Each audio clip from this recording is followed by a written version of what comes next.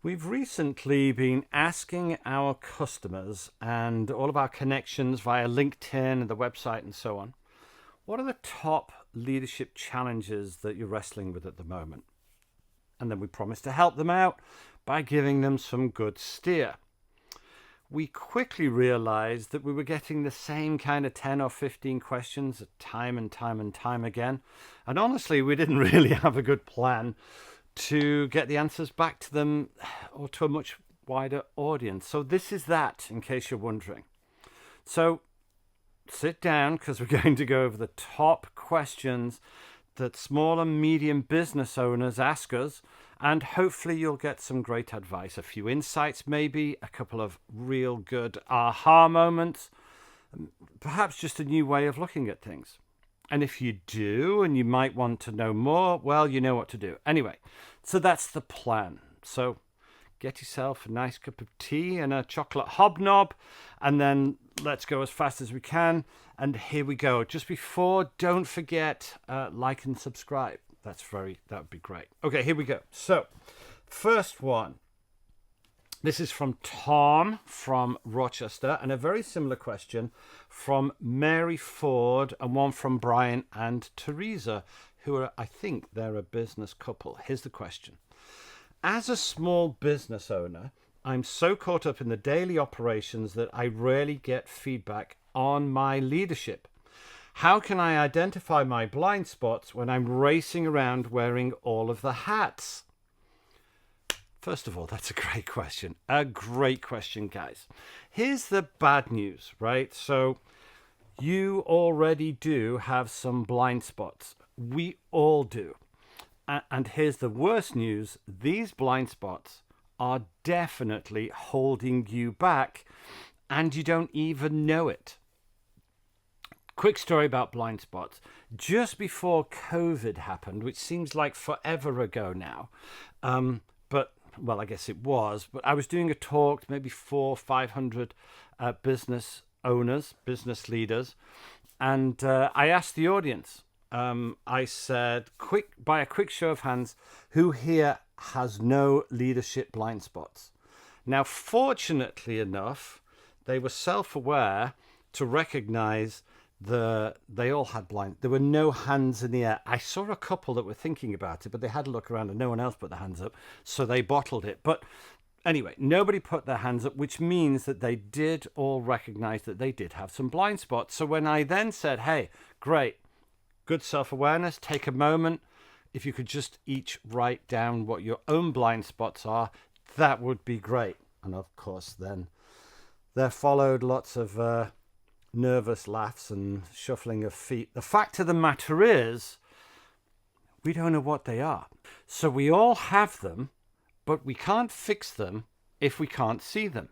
Now, when you're running a small business, leadership blind spots can or do stunt our growth without us even realizing it. And unfortunately, the smaller your team, the less likely they are to offer you unprompted feedback. Your position, not you, of course, because you're windswept and interesting and glorious, but sometimes your position makes honest and frank feedback feel risky. I can't remember any time when anybody has ever knocked on my door and says, hey boss, you got 5 minutes? And I go, yeah, of course, come in, sit down, what's on your mind? And no one has ever said to me, well, boss, I've been watching how you've been operating over this last 6 months, and I thought I would just share with you that I think you're fairly dreadful in every regard. I don't like the way you do this, and the way you do that, and the way you do, like, it's never happened. It's never happened to me, and it's probably never happened to you. But I tell you what, they're thinking it. Think about it this way. What percentage of the time do you think that you hear the truth, the whole truth, and nothing but the truth? What percentage of the time do you think you hear the truth, the whole truth, and nothing but the truth? Now, listen, it's not 0%. But unfortunately, if you're the leader of a small business, neither is it 100%. So that means that the magic is likely somewhere in the delta between what they are telling you and what they're not telling you, right? And that's that stuff that they know but they're not telling you. That's probably the magic few percent, and it's really important, I think, to get to that. Now, in small businesses, your leadership style directly impacts revenue. And that kind of means that blind spots, they're not just personal, right? They are 100% financial. And that's why it needs addressing, I guess. Okay, so we've all got them. We don't know them. What are we to do? Okay, first of all, if you're a leader, it's an uncomfortable journey. And we're going to have to start by asking for feedback. And when we ask for it, we should mean it. And when they tell you, we should thank them for it and we should fix it. So if we can start to normalize feedback, Tom and Mary and Brian and Teresa, we have to start normalizing feedback through your own behavior. And that means openly discuss your mistakes and what you're learning. Ask others, what have you learned this week? I used to have a boss and he would say to me, hey, Antonio, what did you learn last week? Now, if I ever said, hey, Andy, I didn't learn anything last week, he would say, well, that's a week missed. Sometimes we would ask it like this, hey, Antonio, where did you fail last week? And I'll say, hey, Andy, I didn't fail anywhere last week. And he said, well, that's a week missed. And he said, as a leader, the only advantage we have over yesterday is what we've learned. It's a bit gruesome, this, because he said otherwise you're just a day closer to dead. But he was all about learning. And the only way we're going to learn is if we ask some questions and if we open up and recognize our weaknesses and where we've failed and what we've learned. And this is why leadership requires bravery, right? You have to be self-aware enough and you have to be brave enough to recognize, with a little bit of vulnerability, that you're not perfect. So maybe you have to start by creating some anonymous feedback mechanisms. I hope you don't, but maybe for small teams, you need some anonymity. Even a suggestion box may be effective or a good way to start. Here's the thing, though.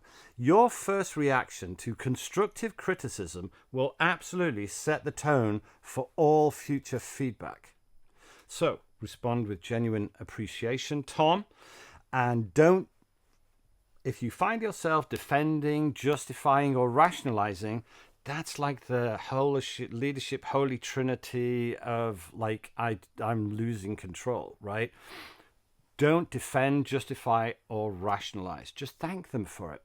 Give them permission to tell you when you do it again, or if you don't do it again, right? Because you'll probably trip over your laces again. So tell them up front that you're probably going to do it again and you're really sorry, and ask them to remind you again. Here's a critical thing. Can you dedicate 10 minutes a day, just 10 minutes, to become a significantly better leader? What are you going to do in that 10 minutes? Journal about your leadership challenges and the decisions you make. This principle of daily reflection reveals patterns in a very short period of time. Leadership journaling isn't a luxury like for the small business owner. It's a competitive advantage. It's a much bigger competitive advantage than you realize. And bigger companies often miss this too. So as your business grows, your leadership has to evolve. And what needs to evolve? You first. The ceiling of your business, the ceiling of your business growth, the ceiling of your business's future is determined by you and your own development. Now look, Tom, if you want a shortcut, just take an assessment, right? An objective assessment. Don't take one of those dreadful free ones that you get in the magazines at the dentist, if that's still a thing. A real one that's audited and one that works. We have one, but there are others. Ours is better, but pretend I didn't say that. Or is that a blind spot of mine, maybe? Yeah, maybe. Okay, well, I hope that helps Tom and Brian and others. Let's see what the next one is. Okay, see if this resonates. From Charlie and a bunch of others from LinkedIn and, well, leaders all over the place, I guess. So here's the question.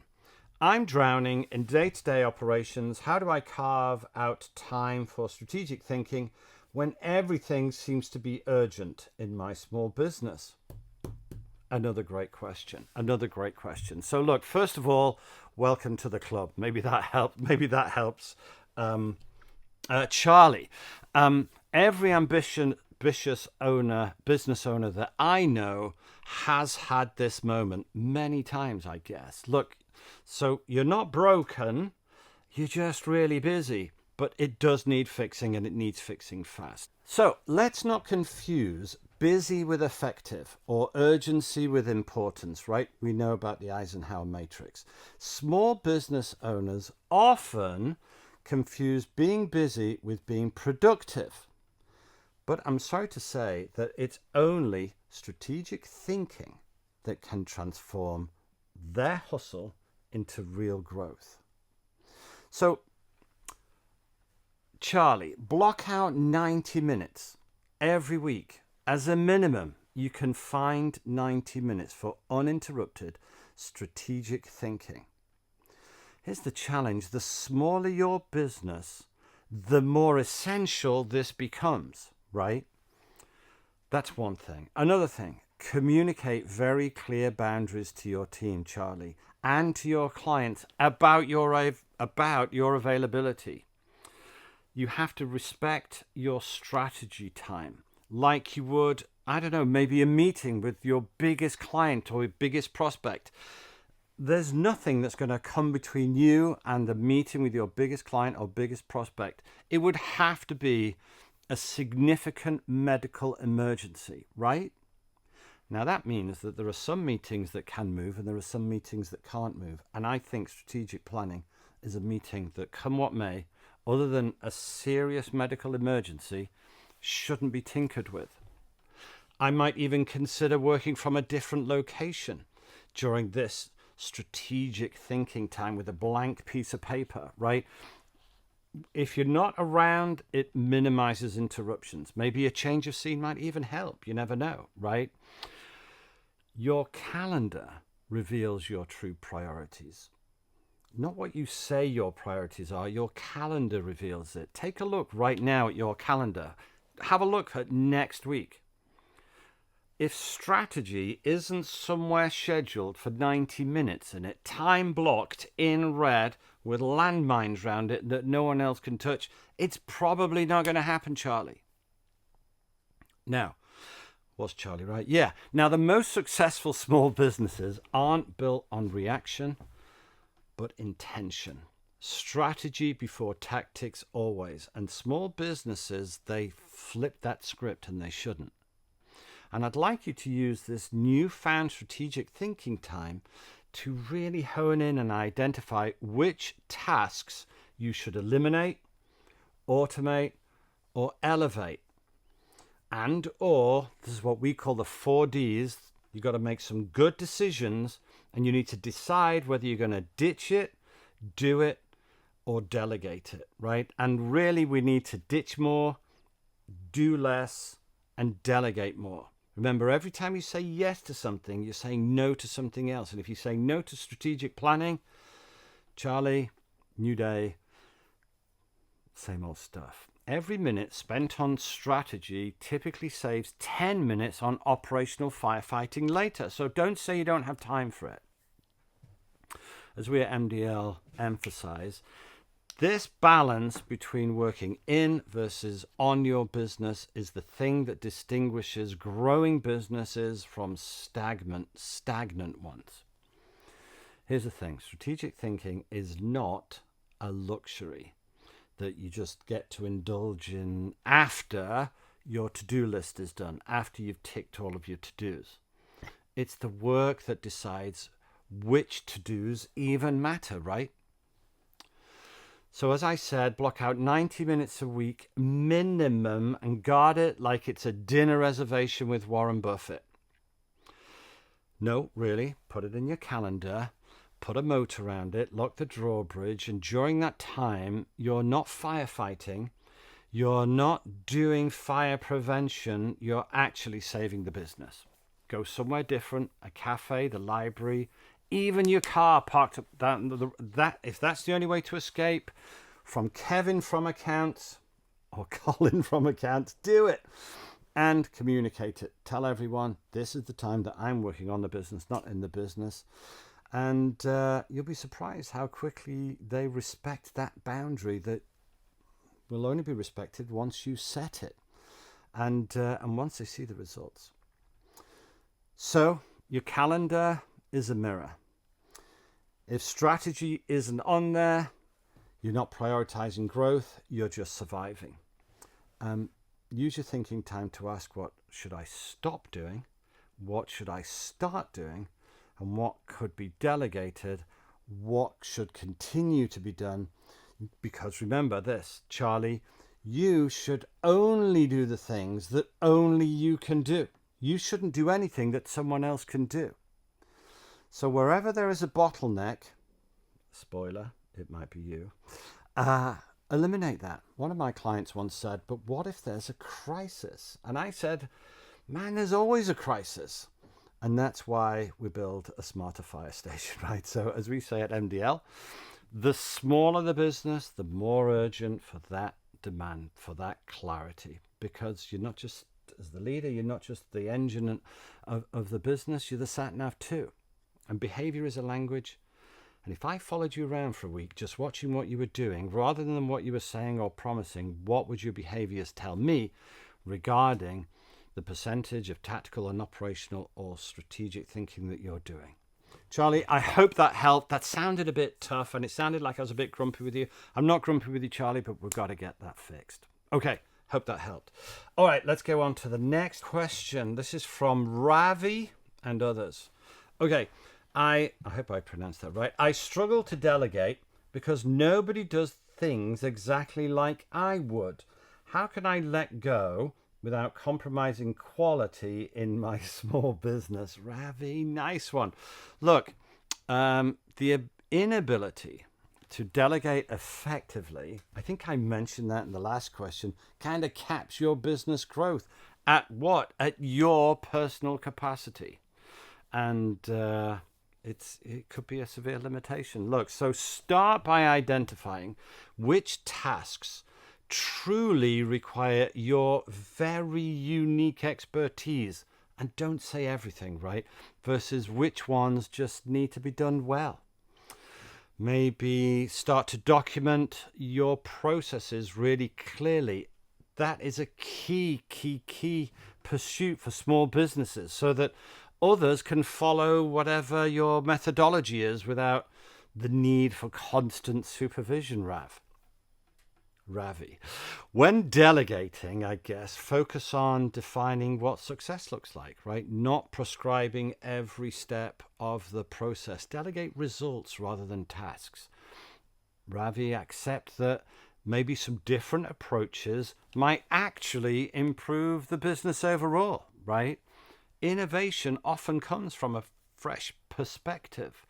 Have you ever heard of the law of the lid? Go check that one out, Ravi. Measure results, not methods, right? Does the customer or does the outcome serve your customer and business effectively? If no, something's got to be done. I get a sense that you have some kind of discomfort with the approaches that other people take. Maybe the approaches that they take could become a growth edge, right? Look, the most successful small business owners evolve, right? Or the good ones, well, the successful ones, right? Normally we get to a position of leadership because we're really good at doing something. So because we were really good at doing something, we've either elevated ourselves in the organization or we found ourselves at the top of the tree. So we're really good doers, right? And that being such a good doer is the thing that maybe stops us from letting go of a few things, let other people do things, right? But as a leader, you're going to have to evolve from doing to developing people, right? Because there are more of those than there are of you, Ravi, right? And the more of them, they can move more quickly than you can. What does that mean? That means that effective delegation is really what transforms an overwhelmed entrepreneur like yourself, perhaps, into a real strategic business builder. Okay, let's get to the classic. Well, it's just quicker if I do it. It'll take me longer to explain it than to do it myself. Listen. Oh, I also sometimes hear, listen, nobody cares like I do, right? And what if they get it wrong? Listen, if any of that sounds familiar, Ravi, I hope it doesn't, but if that sounds familiar, I'm going to say that's not leadership. That's just martyrdom. I'm not quite sure what that is. Your business will only ever grow to the size of your personal capacity unless you learn to delegate, right? I get a sense from your question you think that you've got a quality problem. I don't know that you do. I think you've got a control problem. So similar to the question we just asked or discussed a few minutes ago, I think start by sorting your tasks into a couple of piles. Pile 1, only I can do this.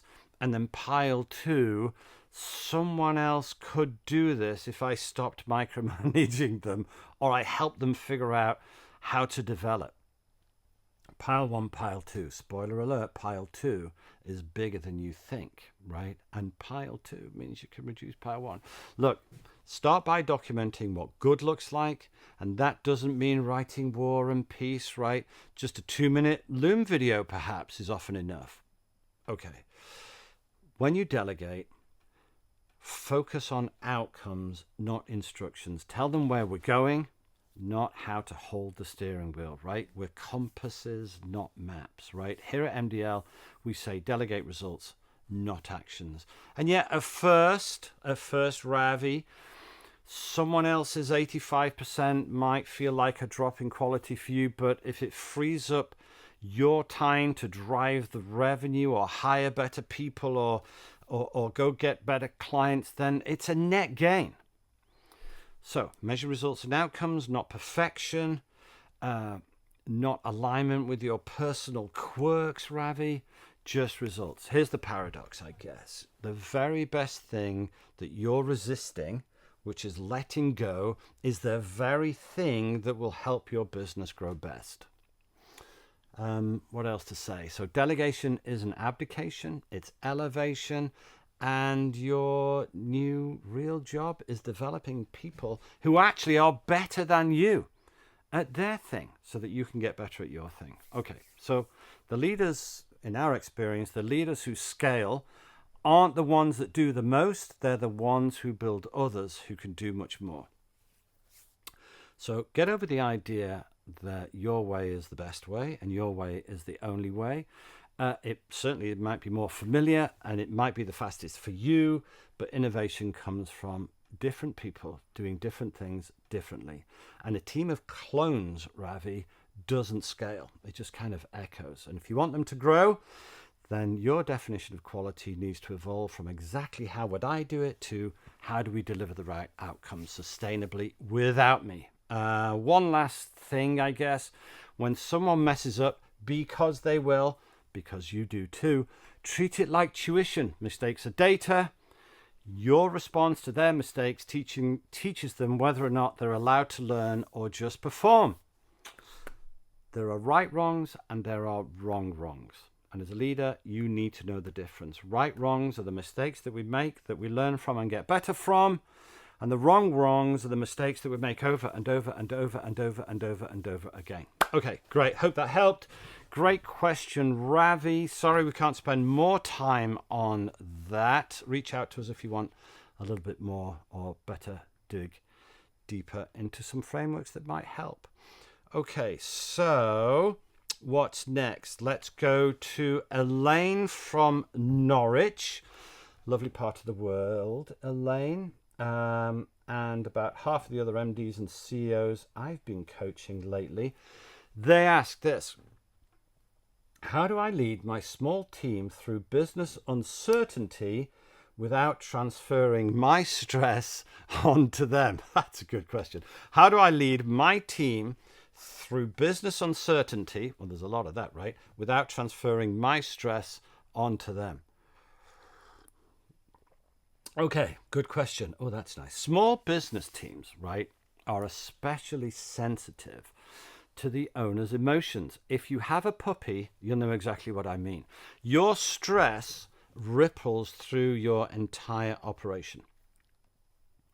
So you have to figure out how to develop personal practices to figure out how to process your concerns privately, right? Internally. I don't know, exercise, meditation. I started jogging. Can you believe it? Maybe talk with a business coach or a mentor, right? Okay, first thing. Second thing, try to start to distinguish between productive concerns that you share versus unproductive anxieties that you need to manage internally, right? Emotional intelligence, one of the key elements of emotional intelligence is impulse control. If you're the leader of a business, you better get really good at impulse control and EQ. Spend more time focusing team discussions on what's within your collective control, right? There's a million things that are important. There are a million things that are outside your control. And whatever is important and that's within your control, focus on those like crazy, right? Collective control. Now, action, right, creates confidence, especially during times of uncertainty. Elaine, I don't know what kind of language you're using, but try to use more decisive language, perhaps. Here's what we're going to do, rather than here's what I'm worried about, maybe. And also try to balance transparency, right, what we're going to tell them, with perspective, right? Share challenges honestly. Of course, I'm not asking anyone to be dishonest, but within the context of the confidence in your solutions, right? I think demonstrate calm problem solving, especially under pressure. It's a skill that your team will start to mirror. If you run around helter-skelter, panic, the sky's falling in, everybody will. And if they don't, then I don't know, that says something else about you as a leader. Now, small businesses thrive on adaptability. So that's good. You're not a huge oil tanker that takes 6 months to make a turn, right? So frame challenges as opportunities to innovate, perhaps. So your emotional leadership directly impacts team productivity and customer experience. And that's what we're all about anyway, right? So it's not just personal, it's business. If you think about it, this is a proper leadership dilemma, right, Elaine? Because you're human, right? You're allowed to feel stressed. Of course you are. You're just not allowed to let that ruin this company. I'm not saying that's what's happening, Elaine, but as I mentioned, in small businesses, your mood is contagious. I once went on an aeroplane. I caught a flight from Manchester to Glasgow. And the pilot came on and he said, hey guys, this is going to be bumpy. I'm letting everybody know. We will fly the whole way and we're never going to... It's only about a 30-minute flight anyway, but we're not going to be taking our seatbelts off. And I'm thinking, should we really be going? Well, there won't be a drink service, he said, right? Because we're just not going to take the cart out. And I'm thinking, should we be going? Anyway, we took off and within 5 seconds, I thought the plane was going to flip over onto its roof. It was so bad, people stopped screaming. You know what I mean? But I kept looking at the crew. And whilst ever the crew were calm and cool and collected, I was too. As soon as they started to panic, I knew that was going to be bad. Have you ever seen when the Pope gets to a new country and lands and goes to the runway and kisses the runway? That's what we all felt like when we got off the plane. The pilot came out to apologize to each and every one of us for how bad that flight was. And I said to him, that was bad, wasn't it? He said, yeah, that was bad. I said, out of 10?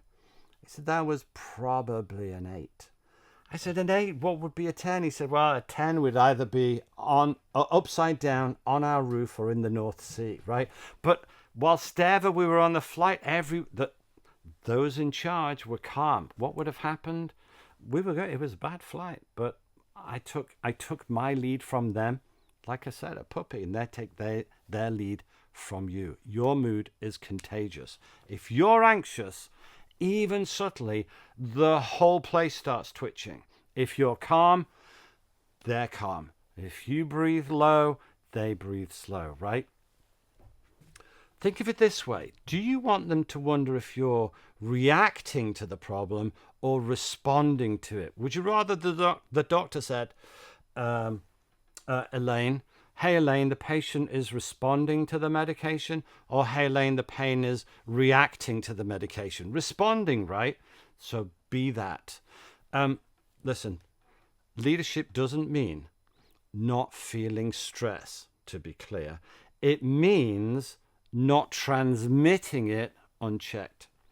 So I think maybe, Elaine, decide, and it's a decision. Decide if you're a peacetime general or a wartime general. And are there any differences between the two, I wonder?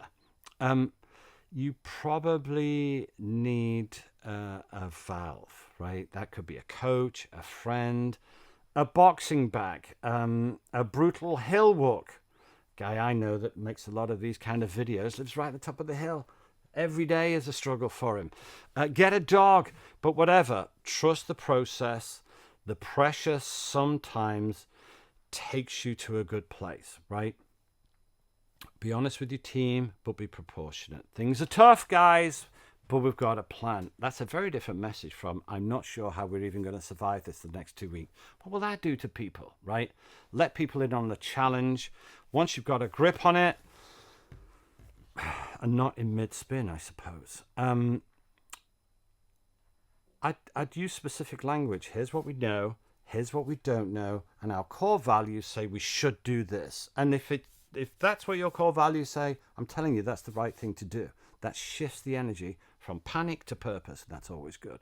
So I think that's it. Remember, Elaine, uncertainty thrives in a vacuum. Communicate early, even if it's incomplete. Silence, don't go quiet. That's even more stressful maybe than we're still working it out. Okay, so your ability to manage your own internal weather, that makes the climate, right? And that's the stabilizing force, and that's what people are going to remember. So, and that's what's going to earn their trust, right? So high EQ always, please. Again, not to belabor the point, emotional intelligence, take an assessment, right? It doesn't have to be ours, but ours is pretty good. Great question, Elaine, and one we'll probably wrestling with for as long as the economy does what it does. Let us know if you want any more tools for managing pressure. We'll see what we can do to help. All right, so on to something else that maybe gets some leaders hot under the collar. We've had this one from a few places, including a CEO who literally wrote, how do I stop my top performer from driving everyone else mad? Oh dear, Jake. I rewrote it slightly. I hope it's okay, because we could add some similar questions from others. Here's the new question. One of my key employees, how's that? One of my key employees is technically brilliant but difficult to work with.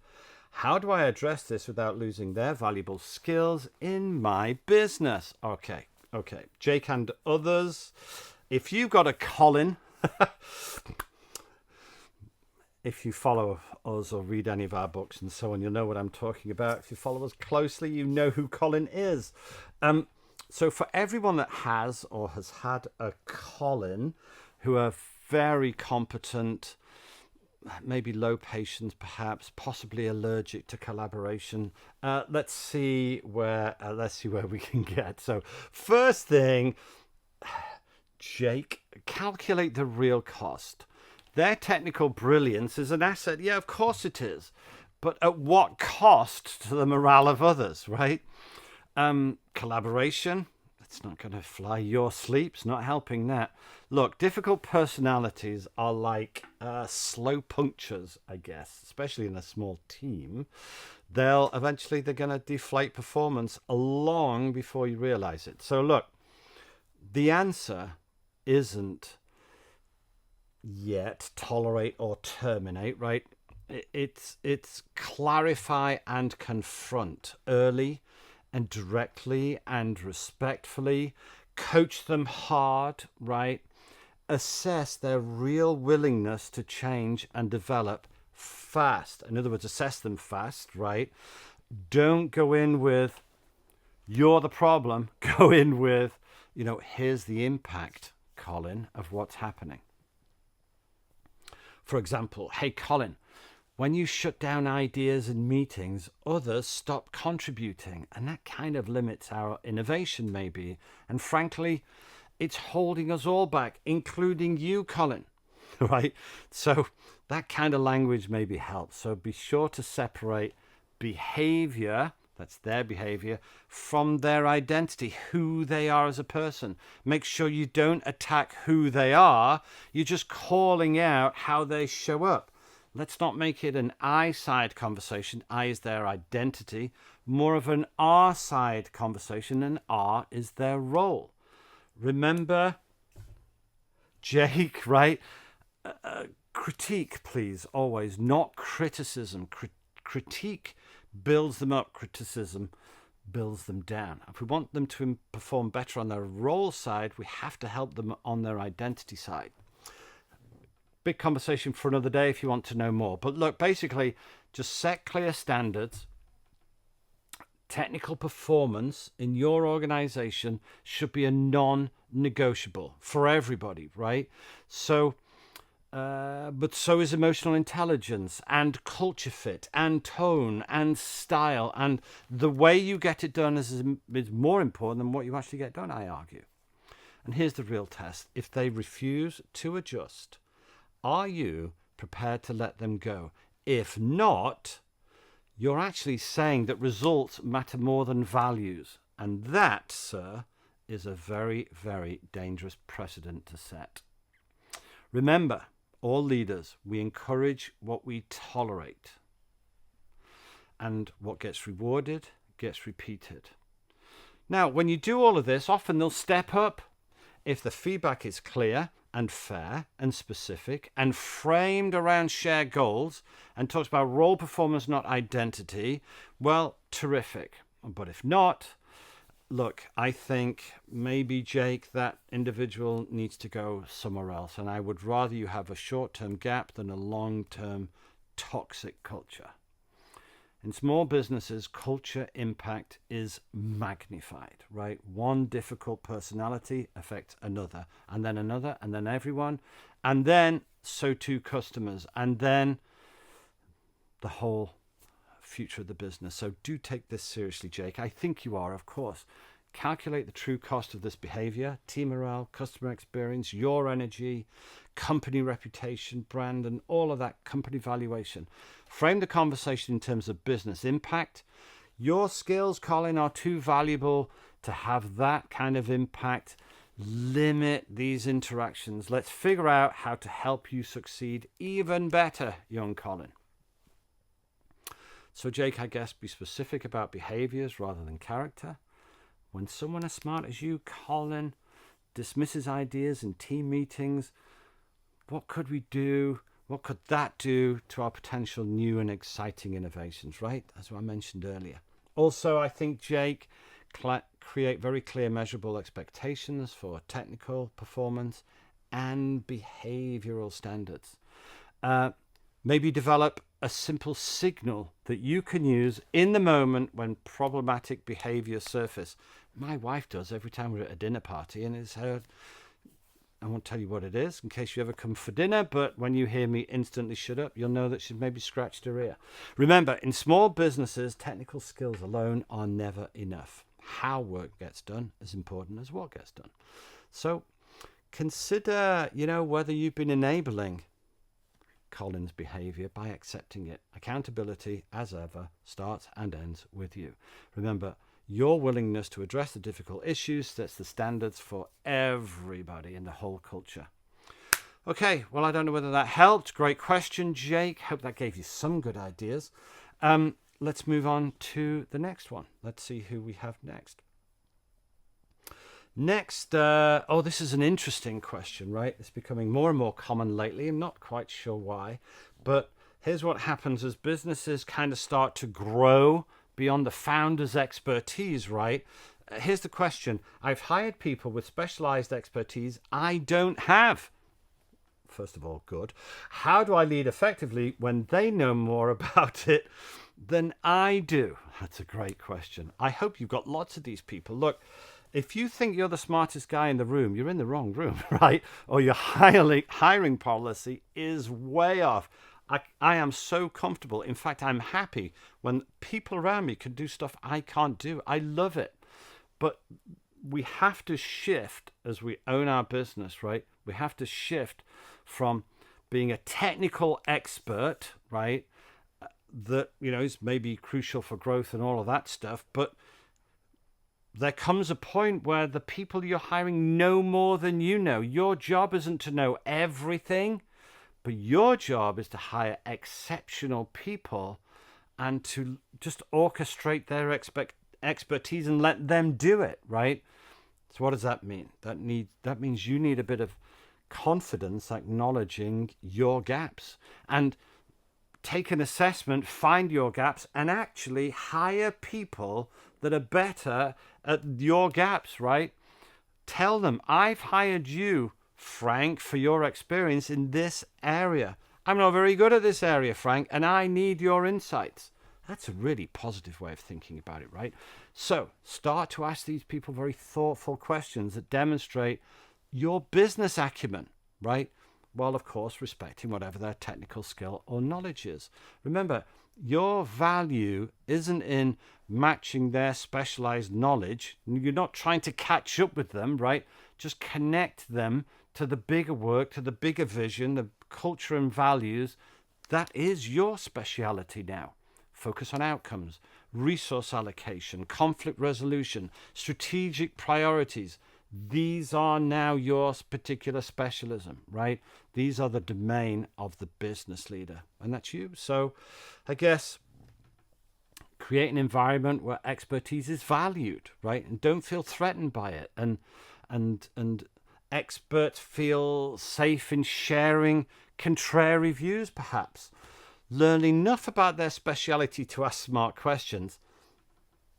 ChatGPT will help, right? And then you don't have to become an expert yourself. Look, in growing businesses, leadership is about leveraging the collective intelligence of a bunch of specialists, right? This ability to lead through influence rather than technical authority and skill, I guess, is really what allows small businesses to scale way beyond the founder's capabilities. So thinking again about the question, it actually means you've hired well. So well done, right? Maybe even brilliantly. You've probably, maybe you're on the journey now from doer to orchestrator. Think about the conductor of an orchestra. Does the conductor of an orchestra know how to play violin better than the first violin, better than the pianist, better than the cellist, better than the oboist, better than the trombone? No, he can't play any of those instruments better than any of them. His job is to get the best from all of them, right?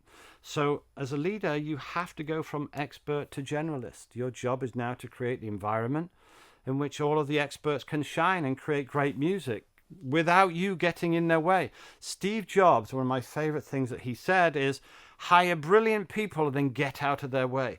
Your job is to get out of their way. So ask questions. Ask, what do you need to be from me? What do I need to give you to be successful, right? Or ask questions like, what are the risks that you can see that I can't see? How does this fit into the bigger picture? How can I help you succeed, right? So set the strategic direction, and as a leader, you're a compass, you're not a roadmap. You're not there to approve their code or rewrite their legal brief. You're there to just clarify priorities, allocate resources, and clear roadblocks. Also, it's perfectly okay to get curious. You don't need to become a tech expert, but you do need to understand just enough to lead intelligently. So finally, make it psychologically safe to disagree with each other, to disagree with you. Your smartest hires will be useless if they feel they have to nod at everything you say. If you want tools to build trust with technical experts, we've got some good resources for you. Let's move on to another question, a tactical question perhaps. This one's from either Lael or Kale or Dale. Dale, Darren, and about 14 others, I think, in the last fortnight. I feel chained to my inbox and meetings. Nice. Well, not nice, terrible. I feel chained to my inbox and meetings. How can I reclaim my time for actual leadership in my small business? Great question. Let's answer that next time. See you soon.